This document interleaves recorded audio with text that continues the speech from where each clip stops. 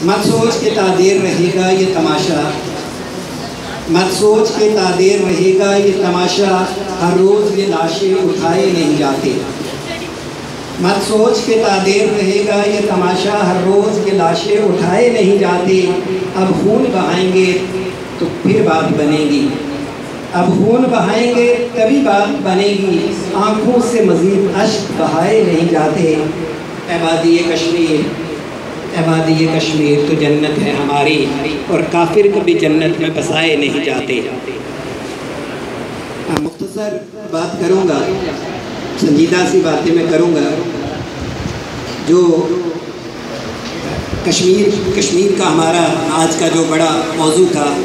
کشمیر پاکستان کی شاہراہ ہے۔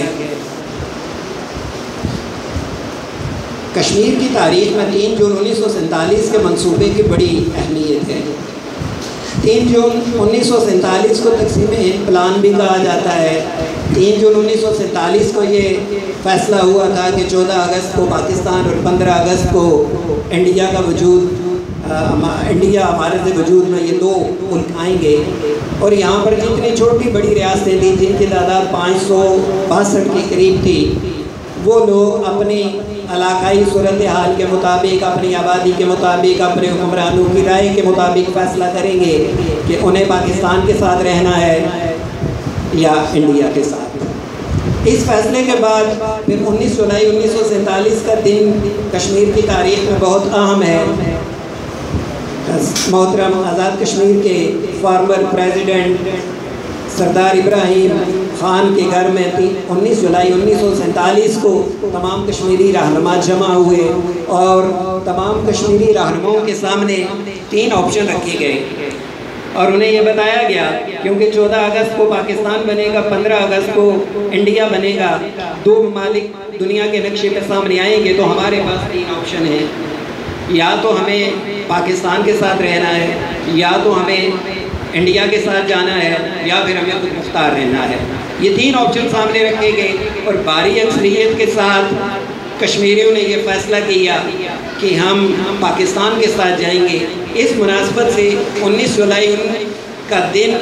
آزاد کشمیر میں اور مقبوضہ کشمیر میں قرارداد الحاق پاکستان کے نام سے منایا جاتا ہے۔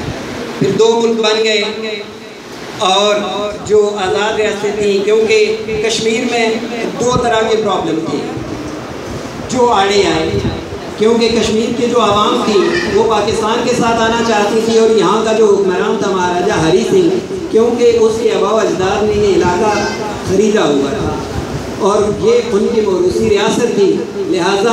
عوام نے الحاق پاکستان کے ساتھ کر دیا اور مہاراجہ نے الحاق انڈیا کے ساتھ کر دیا۔ ایک طرف سے جو پاکستانی نوجوان تھے انہوں نے کشمیر کا کچھ حصہ آزاد کروا لیا، جس کو ہم آزاد کشمیر کا نام دیتے ہیں، اور مہاراجہ ہری سنگھ نے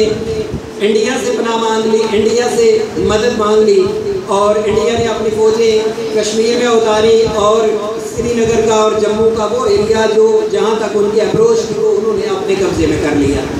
اس کے بعد یہاں پہ آزاد حکومت قائم ہو گئی، وہاں پہ کشمیر میں انڈیا نے اپنی مرضی کی حکومت قائم کر دی،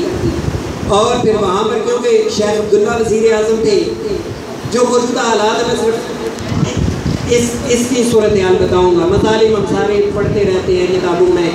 جنگیں کشمیر کے موضوع پر 3 جنگیں ہو چکی ہیں، 65 ہے، 71 ہے، کارگل کی جنگ ہے، یہ ساری باتیں آپ نے سنی ہوئی ہیں، پہلے سے ہم نے کتابوں میں بھی پڑھی ہیں۔ اب جو موجودہ صورتحال ہے اس پہ میں بات کروں گا۔ اب جب وہاں پر شیخ عبداللہ کی حکومت قائم ہو گئی، شیخ عبداللہ نے نہرو کے ساتھ ایک ایگریمنٹ کیا، نہرو کے ساتھ مقبوضہ کشمیر کی گورنمنٹ نے،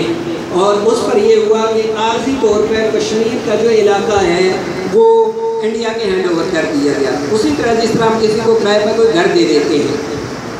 اور اس کو آئین میں 370 نمبر کی شق کے تحت انڈیا نے اپنے آئین میں شامل کر لیا۔ جو آج کا ایشو ہے کہ انڈیا نے آئین کی شق 370 کو ختم کر دیا۔ یہ جو آئین کی، بھارت کے آئین کی جو شق نمبر 370 ہے وہ یہ ہے کہ کشمیر کا علاقہ عارضی طور پہ انڈیا کے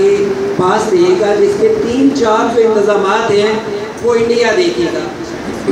اس میں دفاع ہے، اس میں مواصلات ہیں، اس میں ایک اور امور تھے، باقی کشمیر ایک متنازع علاقہ ہے، یہ آئین کی اس شک کے تحت انڈیا نے تسلیم کیا، متنازع علاقہ ہے اور جس کا فیصلہ اقوام متحدہ کی قراردادوں کے مطابق ہوگا۔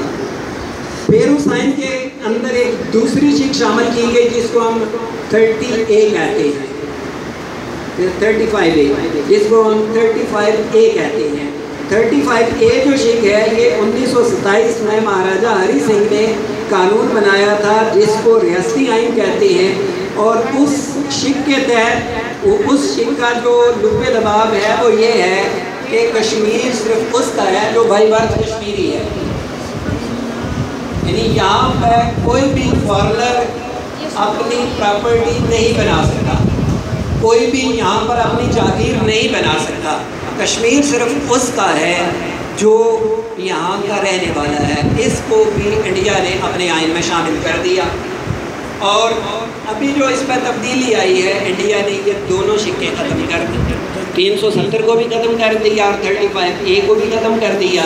ان دونوں کے ختم ہونے سے جو نقصان ہونے کو جا رہا ہے، تحریک تو ہماری چلے گی، ہم کشمیری ہیں، ہماری تحریک رک ہی نہیں سکتی، انڈیا اس پہ جتنے مظالم کرتا جائے ہم نہیں روک سکتے، کیونکہ ہمارے پاکستان کے ساتھ جغرافیائی تعلق پاکستان کے ساتھ موجود ہیں، ہمارے سیاسی تعلق پاکستان کے ساتھ ہیں، ہمارے ایموشنل تعلق پاکستان کے ساتھ ہیں۔ کشمیر کے اندر اڑتی ہر لاش کو پاکستان کے پرچم میں لپیٹ کے دفن کیا جاتا ہے، یہ ہمارا جذباتی ایک تعلق ہے۔ کشمیر کے رہنے والے لوگ، ہم کشمیری اپنی عید پاکستان کے ساتھ مناتے ہیں، یہ ہمارا ایک جذباتی تعلق ہے۔ ہم روزے پاکستان کے ساتھ رکھتے ہیں، یہ ہمارا ایک جذباتی تعلق ہے۔ فلم و ڈراموں میں تو ایسا ہوتا ہے کہ جب کوئی مقبوضہ علاقے سے آزاد علاقے میں جاتا ہے تو وہاں جا کے سجدے کرتا ہے، یہ ساری چیزیں فلموں میں تو موجود ہوتی ہیں، لیکن کشمیر کی دھرتی پہ ہم نے ریئل میں ایسے دیکھا کہ مقبوضہ کشمیر سے آزاد کشمیر میں انٹر ہونے والے لوگوں کو اور پاکستان کی سرحد میں داخل ہونے والے لوگوں کو ہم نے اپنی آنکھوں سے سجدے کرتے دیکھا۔ یہ وہ تعلقات ہیں جو ہمیں انڈیا کا نہیں ہونے دیتے اور ہو بھی نہیں سکیں گے۔ میں نے اپنی ایک سپیچ میں کہا تھا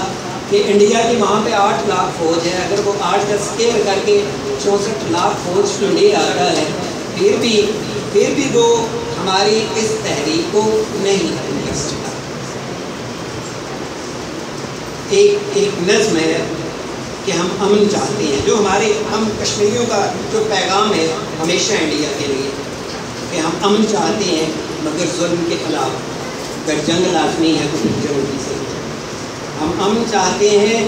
مگر ظلم کے خلاف، اگر جنگ لازمی ہے تو پھر جنگ ہی صحیح۔ ظالم کو جو نہ روکے وہ شامل ہے ظلم میں، قاتل کو جو نہ ٹوکے وہ قاتل کے ساتھ ہے۔ اس جنگ پہ ہے زور تو یہ جنگ ہی صحیح، اگر جنگ لازمی ہے تو پھر جنگ ہی صحیح۔